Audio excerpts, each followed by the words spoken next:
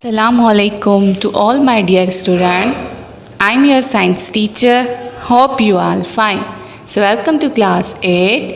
जिसे कि हमने क्लास 8 का चैप्टर नंबर 1 स्टार्ट किया हुआ है। आज हम क्लास 8 का चैप्टर नंबर 1 का पेज नंबर 6 पढ़ेंगे। ठीक है बच्चों, तो पेज नंबर 6 पर आ जाएं, जिसका फर्स्ट टॉपिक हमारा है reading the volume of the liquid. Liquid जब हम फाइंड करते हैं, लिक्विड का जब हम नापते हैं, उसके वॉल्यूम को हम नापते हैं, तो उसकी रीडिंग हम कैसे लेते हैं, किस तरह से उसकी हम रीडिंग ले सकते हैं। ठीक है, तो है reading on all measuring instrument are always taken at the level of the bottom of the curve surface or the meniscus of the liquid. Readings हम तब लेते हैं, कहाँ से स्टार्ट करते हैं? रीडिंग्स हम स्टार्ट करते हैं बॉटम से, नीचे से। किसी भी चीज़ की अगर हमें जो है वो वॉल्यूम फाइंड करना है, तो हम उसकी रीडिंग किससे लेंगे? हम उसकी रीडिंग स्टार्ट किससे कहाँ से करेंगे? 10, 20 बॉटम से, नीचे से, यहाँ से हम स्टार्ट करेंगे। Mercury is an exception as its meniscus curves downwards. Care should be taken to place the eyes correctly to avoid errors. अगर हम मर्क्यूरी को फाइंड कर रहे हैं, मर्क्यूरी का वॉल्यूम फाइंड कर रहे हैं, तो उसको हम उसका सरफेस कैसे होगा? कर्व होगा। ठीक है, तो हम उसको कहाँ से? उसको भी हम बॉटम से फाइंड करेंगे, उसकी रीडिंग हम बॉटम से फाइंड करेंगे। और उसके बाद क्या करें? Care should be taken to place the eyes correctly to avoid errors. हमें जो है जब रीडिंग ले रहे हैं, हम किसी भी वॉल्यूम को, किसी भी चीज़ को नापने की, किसी भी लिक्विड को वॉल्यूम को नापने की, तो जब हम रीडिंग ले रहे हैं तो हमें अपनी आँख उस पर अच्छे तरीके से रखनी चाहिए। नज़र जो है वो अच्छे तरीके से वहाँ पर रखनी चाहिए। अदरवाइज़ अगर हमारी नज़र उस रीडिंग से हट गई तो हमारा जो वॉल्यूम है वो सही तरीके से हमें फाइंड नहीं होगा। उसमें क्या आ जाएगा? उसमें एरर आ जाएगा। When taking readings, the puppet and burette must be upright and cylinder and flask must stand on horizontal bench. Otherwise, error may arise due to tightening. When taking reading, जब हम reading ले रहे होते हैं, the puppet and बुरेट क्या करते हैं? Must be upright, उनको सीधा रखना होता है। And the cylinder and flask must be stand on horizontal bench, और हमें सिलेंडर और फ्लास्क को हॉरिजेंटली रखना होता है। अदरवाइज़ अगर हम उनको ऐसे नहीं रखेंगे तो क्या होगा? उसमें में भी जो हैं चेंजेस आ जाएं, या उनका वॉल्यूम हमें सही तरीके से फाइंड नहीं होगा। उसके बाद हमारा नेक्स्ट टॉपिक जो है पेज नंबर 6 पे, measuring time.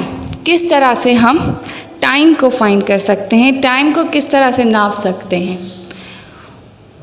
We all know that a day is divided into 24 hours.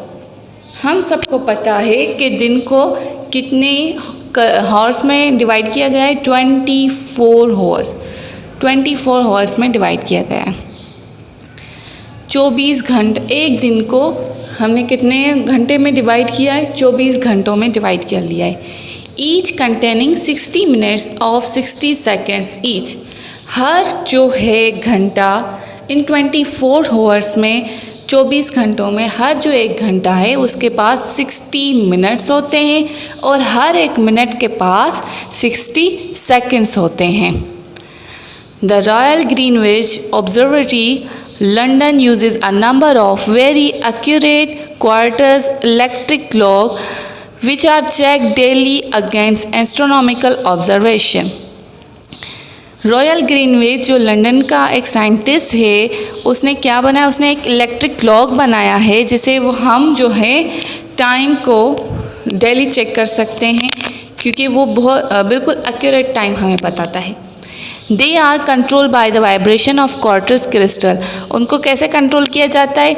उन पर जो वाइब्रेशन होती है क्रिस्टल के ज़रिए उससे कंट्रोल किया जाता है। and they themselves are checked by the Caesium atomic clock at the National Physical Laboratory also in London। और वहाँ लंदन में एक लेबॉरेटरी है, ठीक है, नेशनल फिज़िकल लेबॉरेटरी जिसे हम कहते हैं, वहाँ पे भी जो है क्लॉक लगे हुए हैं जिससे हम टाइम को चेक कर सकते हैं, ठीक है।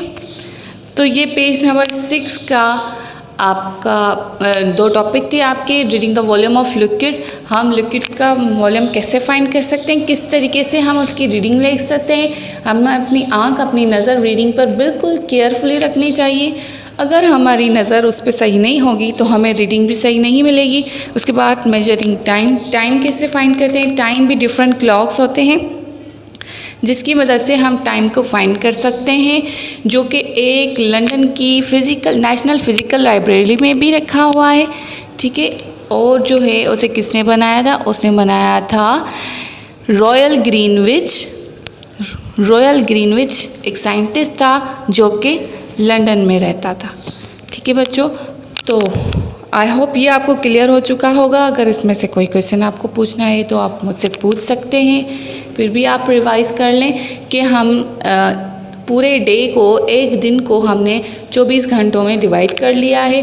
हर एक घंटे में जो है 60 मिनट्स होते हैं और 1 मिनट में 60 सेकेंड्स होते हैं, ठीक है।